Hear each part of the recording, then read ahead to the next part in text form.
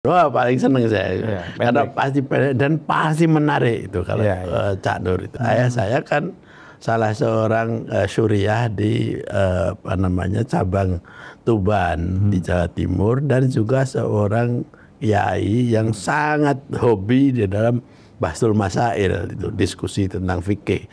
Gus Dur itu sangat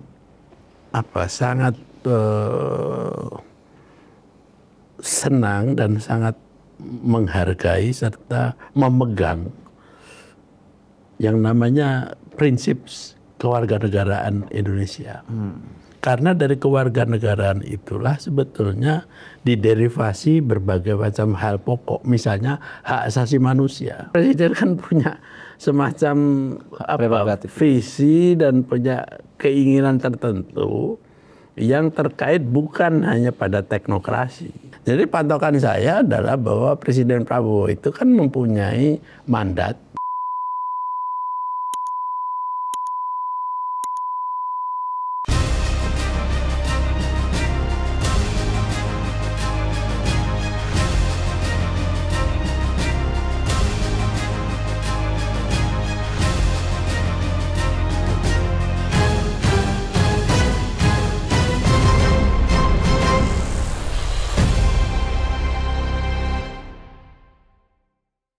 Bismillahirrahmanirrahim. Assalamualaikum warahmatullahi wabarakatuh. Waalaikumsalam. Salam sejahtera buat kita semua. Salam juga untuk seluruh para penonton Unpacking Indonesia dimanapun berada. Kita hari ini kedatangan sebenarnya kawan yang sedang bertamu, ya, yaitu Profesor A.S. Hikam. Orang taunya A.S. Hikam, tapi nama panjangnya banyak nggak tahu. Nah, saya bacakan nama lengkapnya. Dr. Muhammad Athoillah Sohibul Hikam. Kalau salah-salah Sohibul Iman.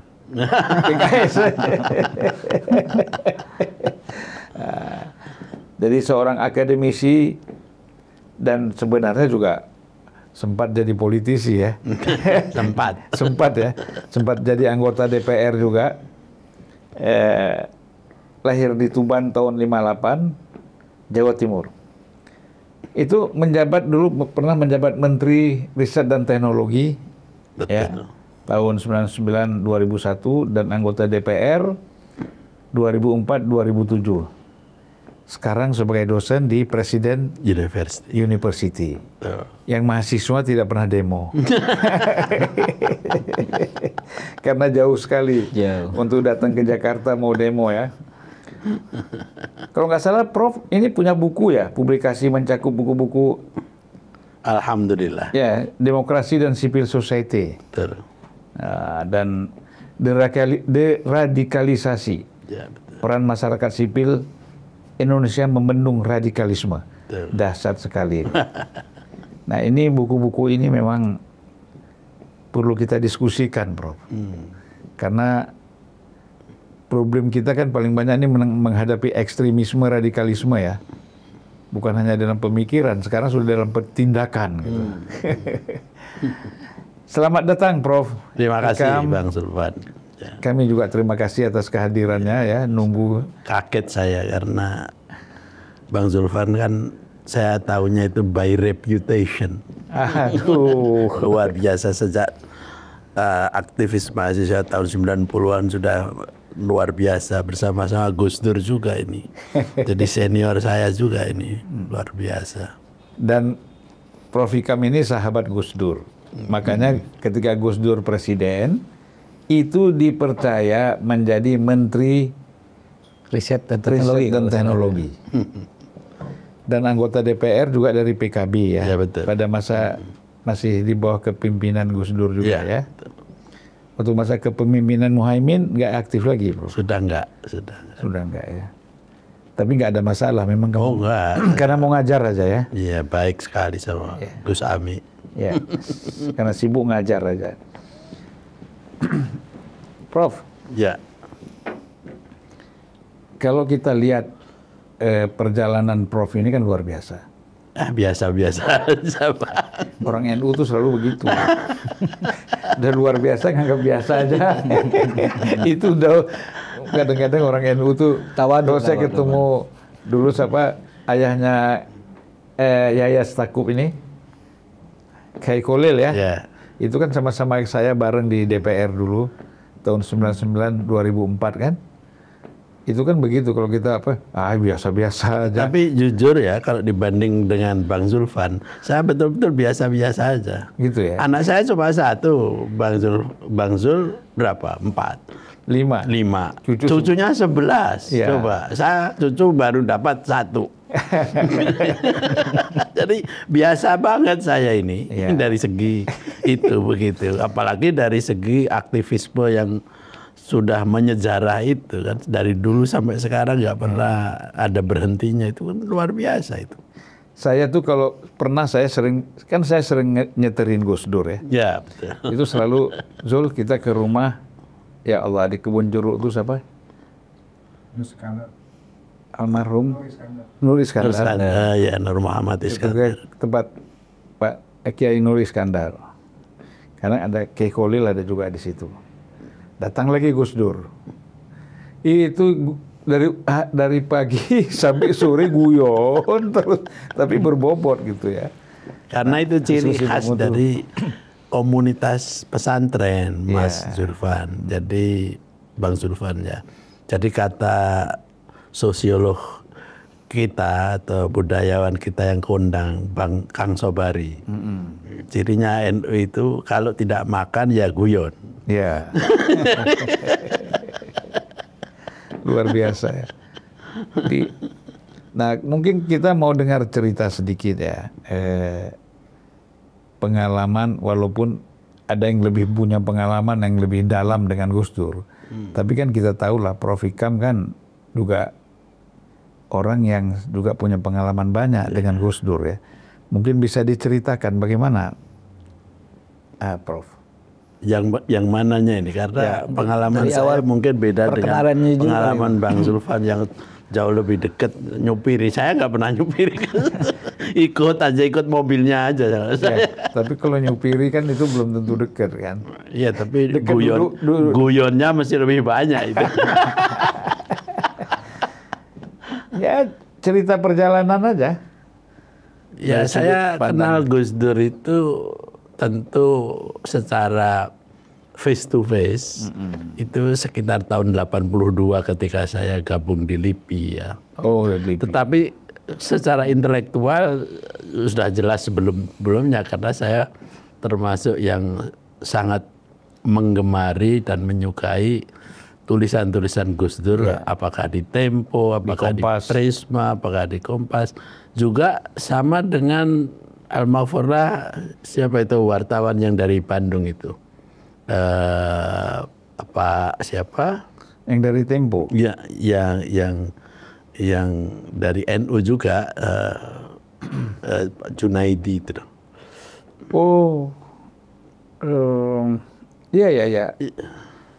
Yang walaupun Mahbub Junaidi. Itu saya senang kalau nulis itu kan mesti bikin orang ketawa. Walaupun kalau di dalam analisisnya kadang-kadang berbeda dengan Gus Dur. Mahbub Junaidi itu sangat anti Khomeini misalnya ya. Kalau Gus Dur itu dikenal sangat mengagumi Khomeini. Jadi bagi saya sebagai orang pesantren itu sangat encouraging ya, sangat menggugah. Karena saya jarang sekali pada waktu itu saya masih mahasiswa itu ada orang dari pesantren, orang NU tapi begitu dikenal oleh publik dan mempunyai kapasitas intelektual yang luar biasa seperti Al-Maghfurlah Mahbub Junaidi dan Al-Maghfurlah Gus Dur yang kita akui sekarang ini kan. Jadi itu menjadi semacam role model gitu ya, bahwa ternyata being orang pesantren, menjadi orang pesantren tidak harus kalah dengan orang-orang yang non pesantren. Nah, barusan kemudian saya tahu bahwa Gus Dur itu ternyata juga lulusan dari Irak dan lain sebagainya, dan semakin tahu semakin bangga, apalagi setelah saya lulus dan kemudian ada di LIPI dan kenal betul secara pribadi dengan beliau dan memang pemikirannya kemudian menjadi semacam pendorong saya untuk juga terlibat di dalam olah pikir dan kegiatan intelektual seperti itu. Jadi kalau tidak ada tidak ada imajinasi tentang seorang tokoh dari pesantren, dari Nahdlatul Ulama, barangkali yang jadi orientasi saya ya mungkin awalnya bukan pesantren dan bukan orang seperti Gus Dur. Nah, setelah dalam perkembangannya tentu saya kenal dengan almarhum Arief Budiman dan lain sebagainya, yang juga malah menambah gairah saya untuk menekuni persoalan-persoalan yang terkait dengan pemikiran-pemikiran dan juga kegiatan-kegiatan intelektual. Itu perkenalan saya dengan Gus Dur, dan waktu itu saya masih ingat bersama dengan Cak Nur, Gus Dur itu suka Jumatannya itu di LIPI. Nah, kalau di sini ya, di Gatot Subroto ya. Kalau Cak Nur itu beberapa kali saya mendengar khutbah-khutbahnya di Jumat yang menurut saya itu paling senang saya karena paling pendek kalau khutbah itu. Nah, kalau Gus Dur cuma mendengarkan sesuai hadis itu kalau yang pendek itu begitu. Makanya kalau begitu saya dengar yang akan khutbah itu Cak Nur, paling senang saya. Karena pasti pendek dan pasti menarik itu kalau Cak Nur itu. Dan Cak Nur kan memang orang LIPI yang di sana. Nah, dari pergaulan dengan Gus Dur itulah kemudian saya menjadi lebih akrab lagi ketika saya kemudian beranjak sudah mengambil S2 dan S3, dan kebetulan penelitian saya di Indonesia juga. Lalu satu saat saya bersama Kang Sobari itu ketemu di PBNU yang waktu itu masih reot itu. Iya. Masih ingat itu. Ruang kecil gitu, sempit. Nah, di situ tuh kemudian terbukalah bahwa beliau itu, Gus Dur itu juga ternyata kenal dengan almarhumah ayah saya. Ayah saya kan salah seorang syuriah di cabang Tuban di Jawa Timur, dan juga seorang kiai yang sangat hobi di dalam bahsul masail itu, diskusi tentang fikih di seluruh Jawa Timur itu, terutama di Situbondo. Nah, karena Gus Dur dengan ayah saya itu pernah kenal, jadi kita ngobrolnya itu juga menjadi semakin klop begitu. Nah, oleh karena itu menjadi sangat rutin saya mengunjungi PBNU itu.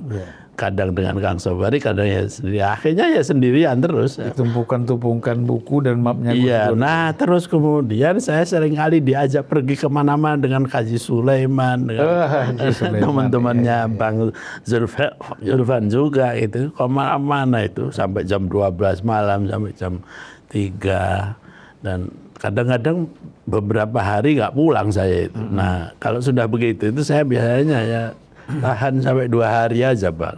Saya selalu komplain sama Gus Dur. Gus, saya itu bukan Gus Dur, jadi saya kalau sudah 2 hari nggak tidur itu nggak bisa. Saya tak pulang dulu saya. Gus Dur cuma ketawa aja, sampean ini gitu aja kok. Sudah capek katanya. Tapi dari cara-cara kita bergaul dengan Gus Dur itu, ya saya belajar sangat banyak dan mengagumi cara berpikir beliau dan perilaku beliau, sehingga setelah berkembang ini saya menganggap diri saya itu Gus Durian, Bang. Tapi benar lah. Sekarang kan mulai di media sosial itu pikiran-pikiran Gus Dur itu mulai muncul lagi ya. Hikmah-hikmah. Kalau saya lihat generasi muda juga banyak sekali hikmah-hikmah yang disampaikan oleh Gus Dur. Yang pernah disampaikan dulu, sekarang muncul lagi di media sosial. Orang merindukan. Gitu. Nah, itu memang ya biasanya begitu ya, orang yang mempunyai sesuatu yang bisa dijadikan pegangan itu mesti abadi. Sama dengan siapa, misalnya Gandhi atau Václav Havel atau Nelson Mandela dan lain sebagainya itu. walaupun sudah wafat lama sekali, tapi pemikirannya akan dipakai dan dicari relevansinya sekarang. Nah misalnya aja sekarang ini salah satu pemikiran Gus Dur yang menurut saya masih sangat relevan dengan apa yang tadi dikemukakan oleh Bang Zulfan mengenai ekstremisme itu adalah Gus Dur itu sangat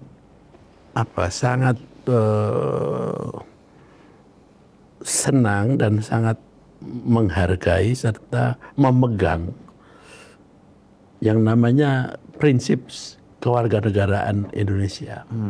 Karena dari kewarganegaraan itulah sebetulnya diderivasi berbagai macam hal pokok, misalnya hak asasi manusia. Jadi kewarganegaraan bukan hanya soal punya KTP Indonesia, tapi esensi dari kewarganegaraan itu sebetulnya tidak lebih dan tidak kurang adalah hak-hak dasar dari manusia yang ada di Indonesia.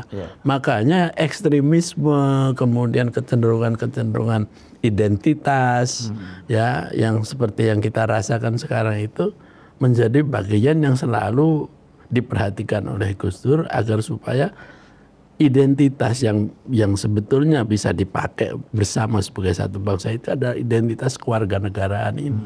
Karena dengan demikian bisa melampaui identitas primordial, termasuk agama, suku, antar golongan dan sebagainya. Begitu kita sudah menggunakan kewarganegaraan. Nah masalahnya adalah kewarganegaraan di Indonesia itu notion citizenship ya di Indonesia ini hanya dimengerti legal formal di dalam masalah Anda warga negara yang KTP-nya ada tulisannya warga negara Indonesia. Tidak dimengerti dalam notion human rights.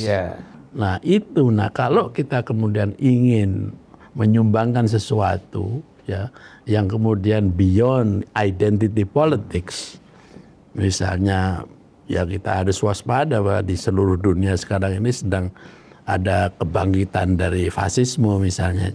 Itu salah satunya ya menggunakan prinsip kewarganegaraan Indonesia yang dipahami dari perspektif hak asasi. Kalau Prof lihat, kita kan bicara ada beberapa hal Prof ya. Kan sekarang komunikasi politik yang dilakukan oleh Gus Dur itu kan cukup bagus ya. Dengan siapapun gitu kan, dan itu mencerahkan gitu kan. Nah kalau kita bandingkan dengan komunikasi politik sekarang ini bagaimana? Ya dibandingkan dengan siapa misalnya? Pada masa Gus Dur misalnya. Ya Gus Dur dengan sekarang ini siapa yang mau dipakai sebagai perbandingan? Dan dengan pemerintah sekarang? Ya dengan pemerintah sekarang. Pemerintah sekarang ini komunikasi politik kan caranya itu dengan lebih banyak mau didengarkan orang tapi tidak mau mendengarkan. Sehingga yang muncul kemudian adalah statement-statement yang kadang-kadang disalah mengertikan. Misalnya katakanlah menempatkan kata ndasmu itu ya di dalam forum publik kayak begitu. Jadi presiden manapun di dunia itu gak akan sampai ke situ. Kalau dia punya prinsip misalnya bahwa omongan saya itu pasti didengarkan oleh warga negara saya. Tapi karena prinsipnya mungkin tidak begitu dan tidak ada penasihat yang menasihati tentang public speaking pada beliau, maka dianggap itu sebagai hal yang biasa saja. Nah kalau Gus Dur kan, walaupun Gus Dur tidak dikenal dengan guyonnya yang kadang-kadang memang sangat agak vulgar mungkin gitu. Iya, kadang-kadang jauh sekali ya. Nggak bisa membuat orang kena kritik juga, tapi tidak sampai menggunakan diksi-diksi yang seperti itu. Mungkin kritikal dan guyonnya mancep gitu, tapi tidak seperti. Nah itulah cara atau komunikasi publik yang menurut saya berbeda. Nah, yang kedua saya kira komunikasi yang dilakukan oleh Gus Dur itu tidak hanya omongan tapi juga tindakan. Saya kira Bang Zulfan yang sangat paham dengan Gus Dur pasti tahu bahwa salah satu ciri khas Gus Dur itu adalah silaturahim. Kemana-mana. Nah kalau di elit sekarang ini mungkin ada agak sedikit beda ya. Seperti yang dilakukan Pak Jokowi belusukan itu mirip sebetulnya silaturahim. Tapi itu pun masih terbatas. Tapi itu bagus. Nah, semoga yang sekarang ini juga begitu. Paling tidak melakukan kunjungan-kunjungan kepada tokoh-tokoh, kepada orang-orang yang mempunyai semacam katakanlah pengaruh yang besar di masyarakat, terutama yang masyarakat yang tidak resmi. Kiai, pendeta, kemudian dan lain sebagainya itu. Nah, dengan cara itu saya yakin Bang Zulfan tahu bagaimana cara Gus Dur itu meredam konflik-konflik dengan silaturahim. Ya, mungkin Bang Zulfan bisa cerita juga soal cara Gus Dur bersilaturahim itu. Ya paling rajin ya. Iya. Selama jadi ketua umum PBNU, itu rajin sekali datang ke seluruh cabang-cabang NU kan, kabupaten, kota, bukan hanya provinsi.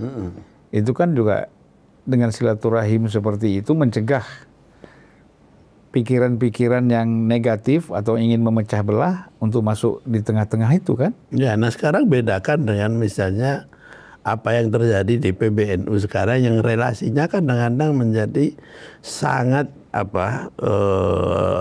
ya dianggap sebagai konfliktual. Karena penyelesaian yang dilakukan oleh PBNU sekarang ini cenderung kepada penyelesaian yang legal formal. Ya, sedikit-sedikit kemudian dipecat, sedikit-sedikit kemudian diganti. Kayak begitu nggak dilakukan oleh Gus Dur. Iya. Modalnya ketok palu aja ya. Prof, tadi mungkin kan sempat disinggung ya, sering ke PBNU segala macam gitu ya. Itu ketika beliau sebagai ini kan ketua PBNU. Terus waktu berjalan menjadi presiden segala macam. Nah, itu ada nggak perubahan-perubahan pola relasi antara Prof dengan beliau ketika beliau menjadi sosok ketua umum PBNU dan menjadi presiden bahkan menjadi pembantunya itu? Ada pola perubahan? Ya tentu harus ada lah ya. Karena Gus Dur sebagai presiden mesti harus diatur oleh protokoler. Nah, protokoler itu kan berlaku untuk semua. Bukan hanya karena Anda temannya atau saudaranya kemudian Anda bebas dari protokoler. Nah, sejauh yang berkaitan dengan protokoler, saya sebagai menteri ya tidak bisa seperti kalau di dalam acara formal itu kemudian seenaknya sendiri seperti sebelumnya begitu ya. Ya ngomong mesti harus diatur ya. Saya selalu memanggil kalau dalam acara formal ya Pak Presiden. Ya kayak begitu. Tapi di dalam situasi yang santai yang tidak ada urusan resmi ya mungkin bisa lebih loose ya, lebih ya misalnya komplain misalnya, Gus, saya ini jadi menteri kok uangnya lebih sedikit daripada ketika saya jadi pengamat misalnya gitu. Gimana Gus? Gus jawabnya ya sampean cari sendiri. Tanya saya. Itu aja jawabannya. Iya. Tapi orang kan waktu itu mengenal Prof Ikam ini sebagai analis politik lah, terutama di dunia akademis. Kemudian beliau menjadi Menristek ini Bang. Ini agak ajaib gitu, sebuah dunia yang sangat jauh sekali gapnya gitu loh antara dunia akademisi politik ke Menristek. Makanya waktu itu sempat muncul banyak semacam inilah kekurang percayaan diri masyarakat gitu loh. Merasa agak bagaimana sih Gus Dur ini memilih menterinya gitu. Dulu Prof Ikam merasa seperti apa? Merasa layak nggak di posisi itu? Belum ada kayak begitu, saya yang pertama yang nanya sama Gus Dur. Jadi ketika saya diumumkan paginya kan sorenya saya ke Istana Negara kan. Terus saya nanya, Gus, kok saya dijadikan Menteri Ristek ini gimana? Loh kan sudah diumumkan, sampai gimana kok? Malah nanya saya, nah iya Gus, kira-kira apa itu yang membuat Gus Dur mengangkat saya menjadi menteri?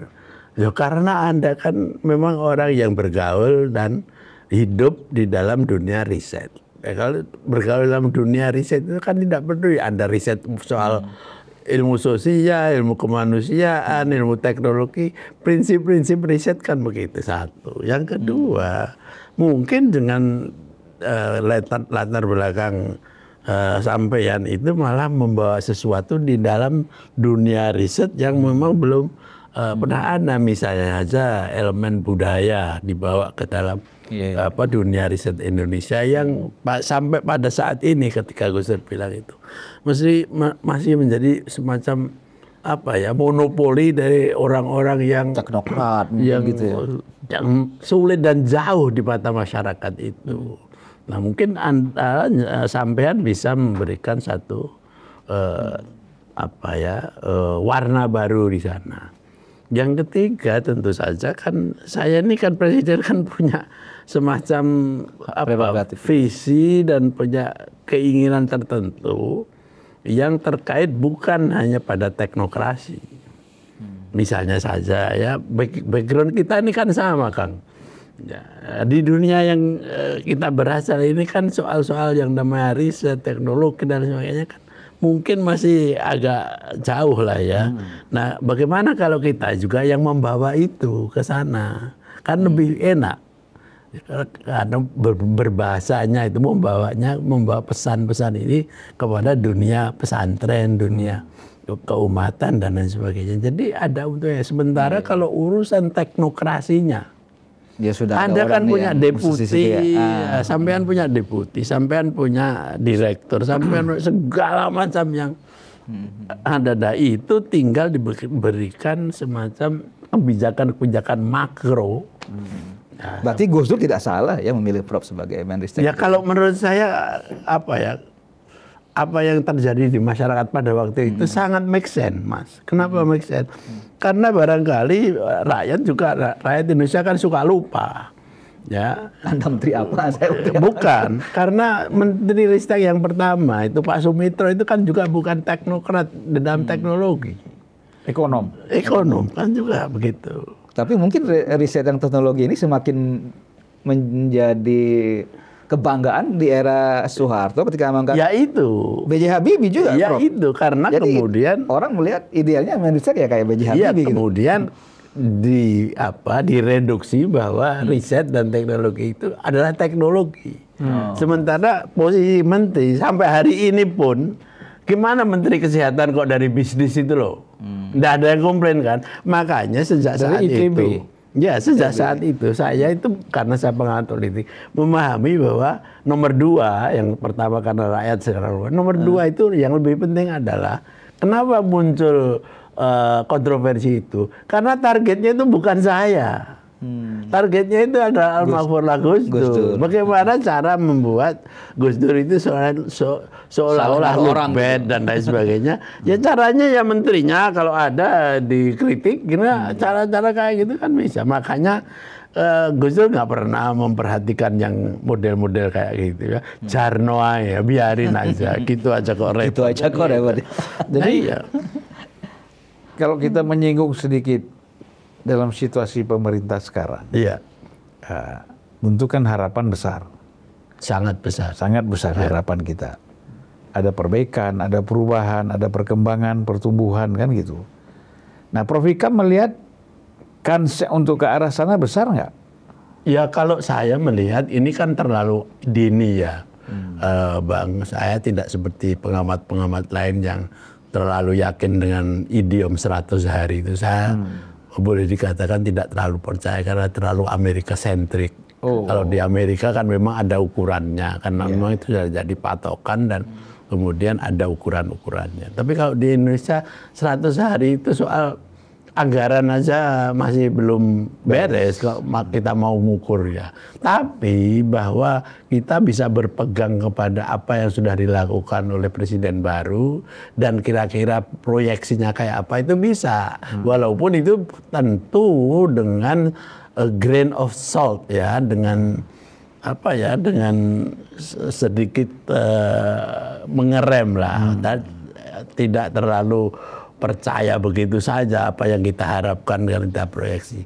Jadi patokan saya adalah bahwa Presiden Prabowo itu kan mempunyai mandat, dan yang kedua beliau itu juga berjanji bahwa selain akan melanjutkan apa yang sudah baik dari Pak Jokowi sebelumnya, beliau juga akan melakukan tindakan-tindakan yang memang menjadi keinginan dari masyarakat atau rakyat banyak. Misalnya di dalam penyelesaian masalah-masalah terkait dengan korupsi.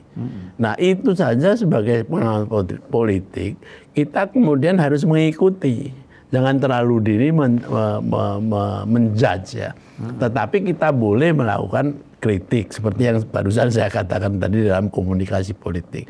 Tapi kalau kita lihat misalnya di dalam pemberantasan korupsi kan sekarang korupsi kan luar biasa. Waduh. Luar biasa kan? Yeah. Nah, kalau kita kemudian menuntut Pak Prabowo menyelesaikan dalam waktu 1 bulan, 1 tahun, ya itu namanya menggantang asap.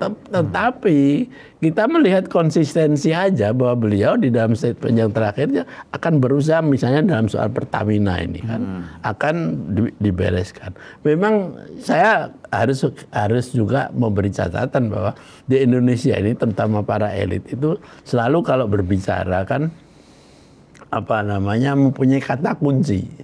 Nah, seringkali yang saya deteksi itu kata kunci akan itu loh, Bang Zulfan.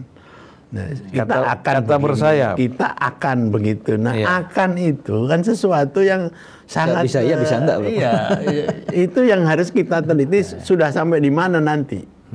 Ya, misalnya Danantara kita akan membuat satu holding, super holding yang luar biasa dan akan seperti Temasek. Nah, kata-kata akan itu sayangnya di Republik kita ini oleh publik biasanya dianggap sudah.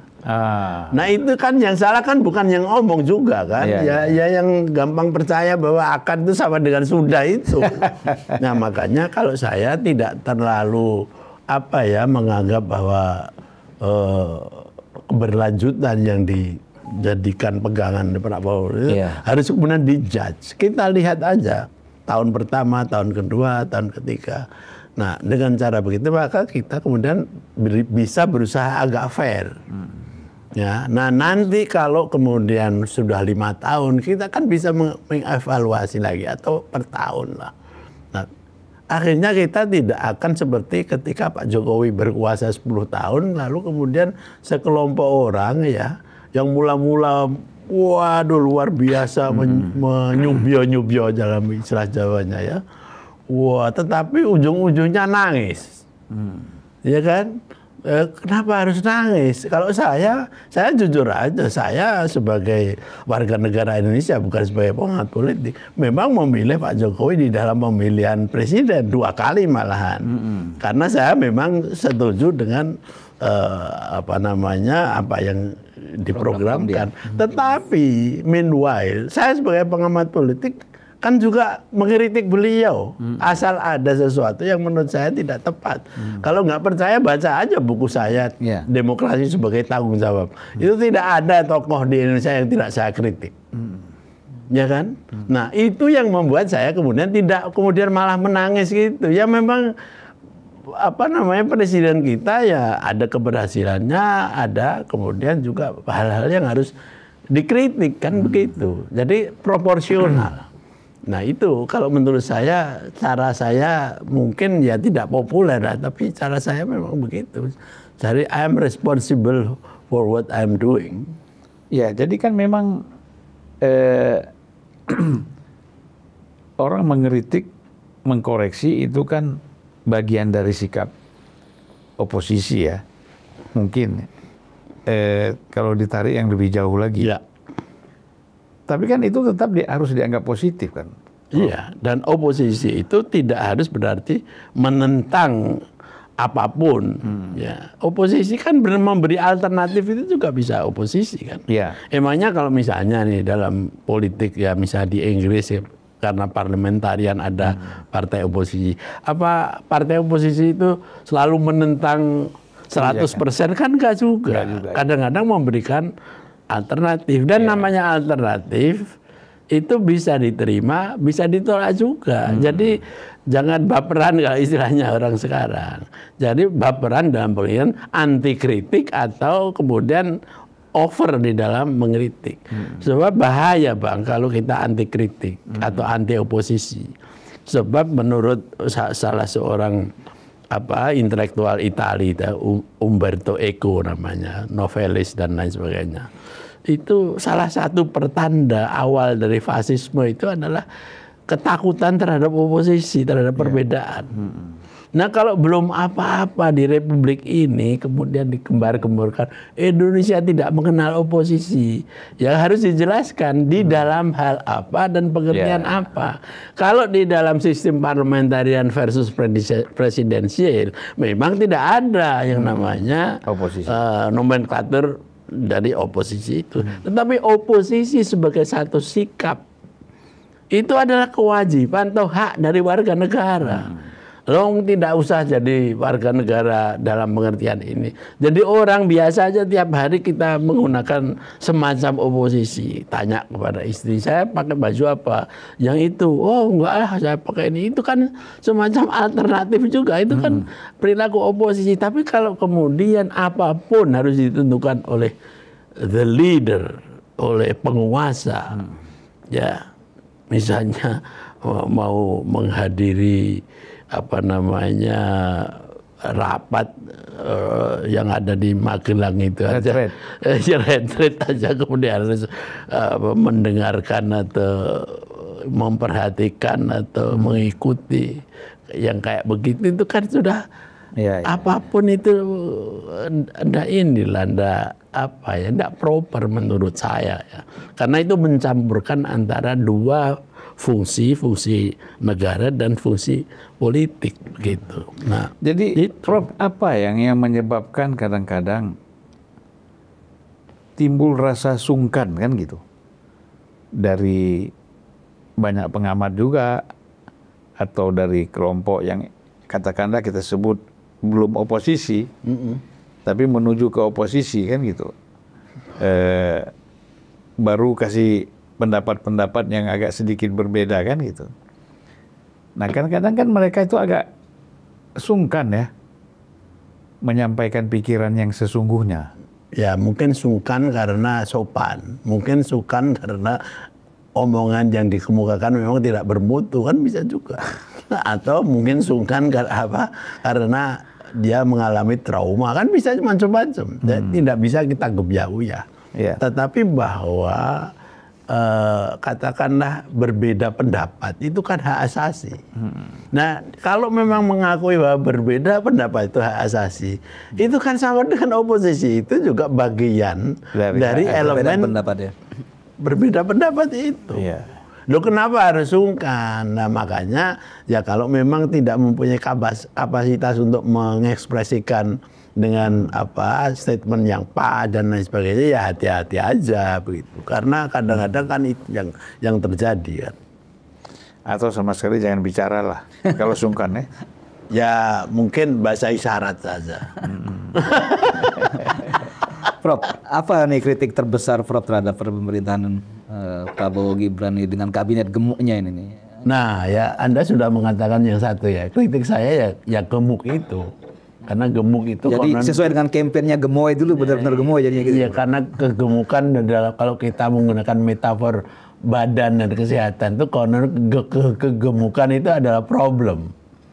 Obesitas itu. Iya. Semoga kegemukan ini tidak karena obesitas, tapi karena memang necessity. Tapi kan necessity-nya kan harus diukur juga, ya kan? Kita ini lagi katanya mengalami efisiensi, pemangkasan dan lain sebagainya, kok malah begitu kan? Itu kan anomali jadinya. Ya, yang lebih penting lagi saya kalau mengemukakan kritik saya adalah bagaimana menjembatani secara lebih konkret antara gagasan keberlanjutan dengan perubahan.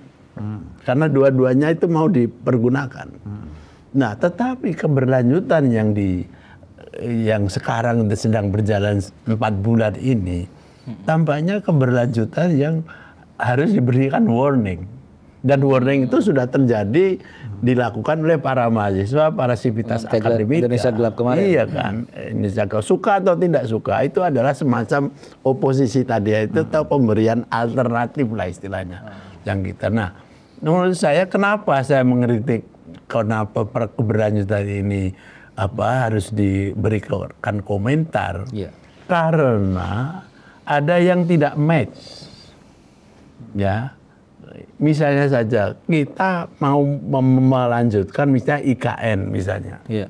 Tetapi pada saat yang sama kita juga sedang mengalami semacam masalah anggaran defisit tadi. anggaran. Nah, lalu kita juga menginginkan atau pemerintah Pak Prabowo katanya menggagas membuat MBG ya, Giant City Wall. Itu kan biaya juga. Kalau MBG sudah berjalan ya, walaupun belum sempurna tapi sudah berjalan. Itu kan juga butuh biaya. Nah, apakah keberlanjutan semacam ini itu make sense atau tidak?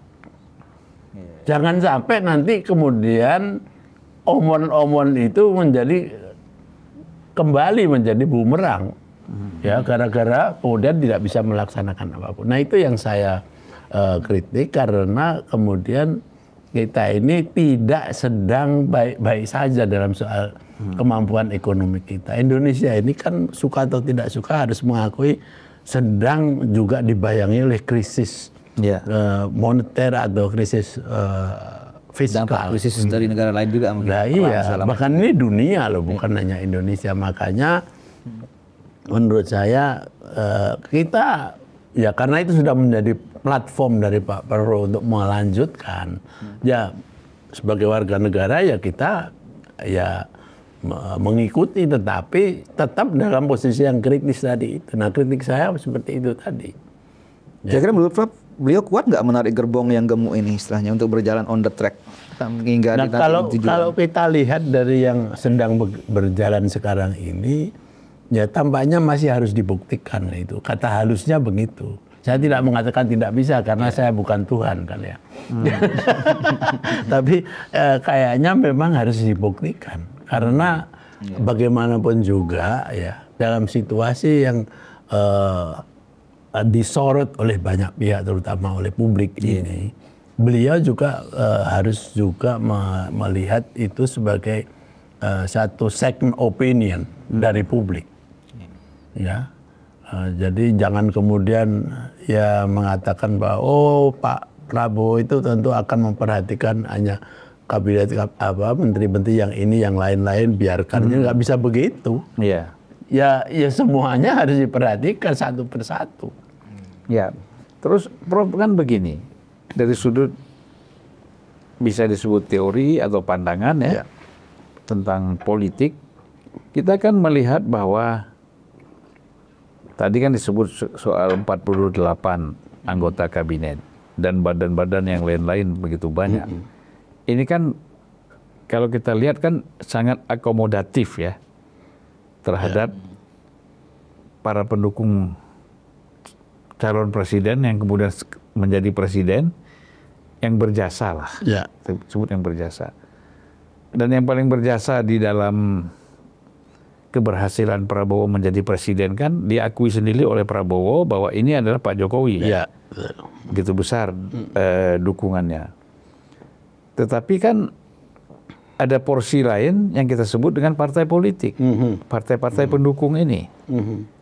Nah, sehingga kabinet kita ini menjadi gemuk sekali. Kalau kita sebut gemuk ya, walaupun Pak Prabowo sendiri sudah membantah. Kita kenapa 48 kalau dibandingkan dengan Timur Leste, dibandingkan dengan Eropa. Eropa yang sama dengan Indonesia ya memang lain ya problemnya kan. Masih sebenarnya tidak bisa dibandingkan seperti itu ya. Tapi ya sudahlah. Itu kan perbandingan simpel kan gitu. Nah, jadi kalau menurut Prof dari segi ilmu politik akomodatif ini positif nggak? Tergantung dari ininya, perspektif kita melihat. Kalau saya melihatnya, karena memang perspektif saya memang seperti ini ya, jadi melihat yang namanya akomodatif di dalam sistem pemerintahan kita ini adalah bagian integral dari apa yang selalu saya sebut sebagai kartelisasi politik. Jadi dalam usaha kemudian melakukan mobilisasi dari masyarakat politik, partai politik, parlemen dan lain sebagainya itu, maka dilakukanlah kartelisasi. Jadi menghentikan oposisi atau dissent tadi itu dengan memberikan positioning macam-macam. apakah itu kabinet, apakah itu komisaris, dan itu konsekuensinya mau tidak mau adalah penggemukan tadi itu. Nah sekarang artinya kan efeknya itu seperti apa gitu kan? Ya, efeknya yang paling bisa dimengerti adalah tidak ada oposisi tadi itu. Dalam pengertian tidak ada partai politik kecuali yang potensial itu, yang tidak mendapat bagian itu, yang potensial oposisi. Tapi itu nanti dicarikan cara lain untuk domestikasi, istilah saya itu. Itu salah satu keuntungannya dari kalau kartelisasi politik itu berhasil. Tetapi masalahnya di dalam ketatanegaraan ya itu lebih banyak madorotnya, karena kemudian secara fiskal itu menghabiskan anggaran dan belum tentu itu efektif yang banyak tadi itu. Nah itu sekarang kan prerogatif presiden. Anda mau milih yang mana? Mau melanjutkan kartelisasi itu atau Anda mau mencoba untuk mencari cara agar supaya bukan hanya menggemukkan itu, tetapi mengefektifkan kinerja. Yeah. Nah, kartelisasi akan bermanfaat atau berhasil ketika secara ekosistem itu memungkinkan, artinya tidak sedang ada krisis ekonomi. Ya, nah, tapi kalau dalam krisis ekonomi kan malah merepotkan juga. Akhirnya apa yang terjadi adalah potensi untuk melakukan korupsi yang dilakukan oleh aparat-aparat atau bagian-bagian dari negara dengan N kecil itu menjadi membesar juga. Jadi sum total ya, seluruh hitungan dari kartelisasi itu akhirnya akan merugikan. Nah, satu hal yang menarik lagi, ini kan juga menyangkut, bisa disebut komunikasi politik juga ya, Prof. Ya. Bahwa Prabowo kan mengakui, saya ini, Pak Jokowi ini adalah sebagai pendukung utama. Ya. Sangat besar pengaruhnya kan. Itu satu. Kedua, ini bicara seorang presiden loh. Saya kok yang minta Pak Jokowi itu untuk cawe-cawe, ya kan? Salahnya di mana? Kan itu. Nah sementara kan orang mengatakan Jokowi cawe-cawe nih. Pak Prof bilang, saya yang minta. Nah ini menurut Prof gimana nih? Ya gini Bang, kalau saya nih sebagai pengamat politik ya, kadang-kadang statement di publik itu tidak harus dikemukakan. Itu bukan berarti tidak jujur ya. Tapi mengemukakan hal-hal yang sebetulnya bisa dilakukan tidak dengan cara di publik itu kan juga bisa. Tapi akhirnya yang karena itu dibawa ke publik, akhirnya dua hal itu menjadi kemudian kontroversial. Ya kan? Maksudnya Pak Prabowo mungkin ya ini baik mengakui dengan jujur bahwa saya mengakui dengan jujur bahwa kemenangan saya antara lain karena ada Pak Jokowi. Dan saya memang meminta, itu kan jujur. Kata Almarhum Agus Dur, Pak Prabowo itu adalah orang yang jujur. Barangkali di situ bagus. Tetapi dalam statement politik, kejujuran kayak begitu itu malah menjadi semacam bumerang. Semacam apa ya, minyak untuk mereka-mereka yang memang pandai di dalam menciptakan wacana-wacana baru yang kemudian akhirnya negatif. Betul kan, dia mengaku sendiri kan. Jadi memang cawe-cawe Jokowi lagi yang kena kan. Ya selain Pak Prabowo ya. Nah akhirnya kan kalau menurut saya memang penasihat Pak Prabowo dalam segi public communication itu harus belajar betul. Ya, kalau perlu cara Jawa Pak Jokowi itu loh kalau berkomunikasi. Ya, tidak kemudian frontal, Pak. Ya mungkin saya tidak tahu ya, mungkin Pak Zulfan atau Bang Zulfan lebih tahu karena mungkin background dari militer dan sebagainya. Jadi beliau itu jujur pun harus dikemukakan dengan tegas di depan. Tapi di dalam politik kadang-kadang itu apa yang disebut on stage dan backstage itu beda. Nah ini yang ya seperti katakan Bu Mega lah. Nah, Bu Mega itu juga kan sebetulnya ada kemiripannya. Siapa yang menasihati Bu Mega sehingga membuat statement-statement yang seperti kayak begitu itu? Jangan-jangan tidak ada yang berani menasihati. Ya, tapi manusia itu kan butuh penasihat tadi loh, alternatif tadi itu. Nah, oleh karenanya ya tidak ada yang kemudian bisa dianggap keliru kecuali mungkin secara taktis public speaking itu mesti harusnya dibedakan. Nah, kapan saya harus mengumumkan kejujuran saya sebagai seorang individu dan kejujuran di dalam pengertian bahwa ini akan dimengerti oleh publik yang beda. Di dalam ilmu wacana ya Pak Zulfan mesti lebih tahu.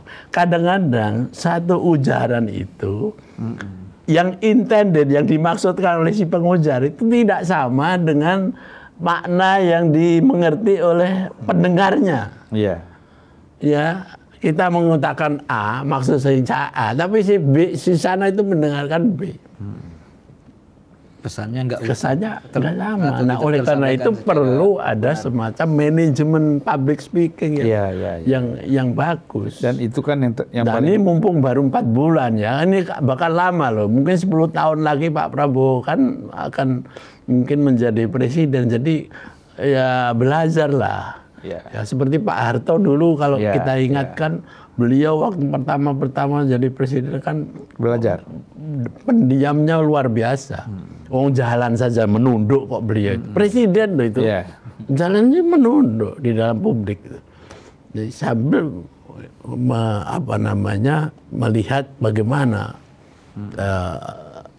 situasi yang ada. Nah, setelah beliau lama bisa menguasai, saya harus begini. Tapi ini kan enggak, pidato-pidatonya kemudian menunjukkan bahwa ya itu tadi susah membedakan antara ruang publik dan ruang private. Ya bagi orang-orang tertentu senang Mas gitu. Wah, kita punya presiden yang gagah berani. Ya tapi ntar dulu ya, pihak-pihak yang anti sama kayak gitu kan juga memanfaatkan posisinya begitu. Apalagi nih di dunia yang banyak sekali Jawanya kan. Pak Jokowi itu gara-gara menggunakan cara-cara komunikasi publik Jawa itu banyak orang yang tidak merasa bahwa mereka kemudian sudah itu masuk di dalam hegemoni makna yang dimiliki oleh Pak Jokowi. Sampai ada istilah katanya Pak Jokowi belok kanan, sen kiri. Ya kan? Sen kiri belok kanan gitu. Dia sen kiri tapi beloknya ke kanan kan? Kalau dalam kultur Jogja dan Solo itu ada istilahnya gelembuk Solo dan yang satunya itu yang dari Jogja itu ya. Umuk Jogja gitu. Jogja itu umuk, tapi kalau komandan itu ya gelembuk. Tapi kalau benar orang Jawa terbalik, yang umuk itu orang Solo, yang gelembuk orang Jogja. Yang mana yang benar? Pokoknya ada dua itulah. Nah, Pak Jokowi menggunakan gelembuknya itu luar biasa kalau menurut saya ya dari segi kultur. Ya, bahasa yang dipakai dan kapan dia menyampaikan itu baru sekarang orang wah iya saya udah dikadali terus nangis. Prof, ini kan dukungan terhadap presiden ini kan sangat besar ya Prof. Baik ya kepuasan masyarakat katanya tinggi segala macam, kemudian di parlemen, partai politik. Sehingga kemudian muncul istilah akan terjadi koalisi permanen segala macam ke depan. Nah, bagaimana Prof melihat jika misalnya koalisi permanen ini terbentuk, akankah itu menyehatkan demokrasi untuk generasi-generasi kita di masa yang akan datang itu? Ya pertama-tama tidak ada koalisi permanen itu. Itu hanya ada di Wakanda aja kata-kata kayak begitu. Ya, namanya koalisi itu kayak karena kebutuhan temporer mereka bersatu. Ya, taktikal. Yang kedua, yang kalau menggunakan perspektif saya kartelisasi, ya itulah yang disebut kartelisasi dalam praktek. Mengajak semua orang dimobilisasi supaya tidak lepas dari powernya. Orde Baru sudah menggunakan zona ini ya. Tapi semakin kesini semakin canggih kartelisasinya. Karena zaman Orde Baru tidak banyak menggunakan biaya tinggi. Kalau sekarang ini, waduh, biayanya tingginya bukan main kan. Nah, oleh karena itu ya tidak efektif. Karena kesetiaan yang diperoleh dari situ ya kesetiaan seperti itu. Apalagi di semu gitu, bisa kesetiaan semu. Iya ya, namanya politik yang semu itu kan mungkin kadang-kadang lebih banyak daripada yang tidak semu. Tapi itu lagi-lagi akan lebih parah lagi kalau di dalam arrangement koalisi tadi itu lalu kemudian yang dijadikan atau dipilih sebagai aparat pendukungnya itu adalah orang yang sekenanya saja.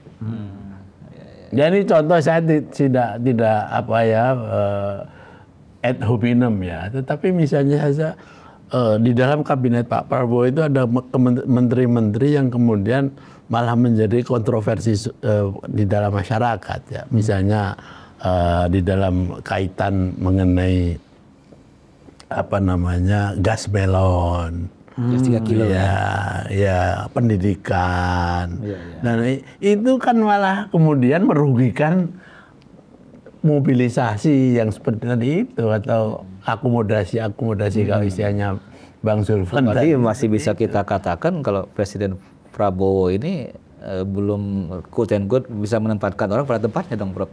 Bisa seperti itu? Nah, karena bagaimanapun kan tidak bisa sendirian, Mas. Beliau kan juga harus mencari.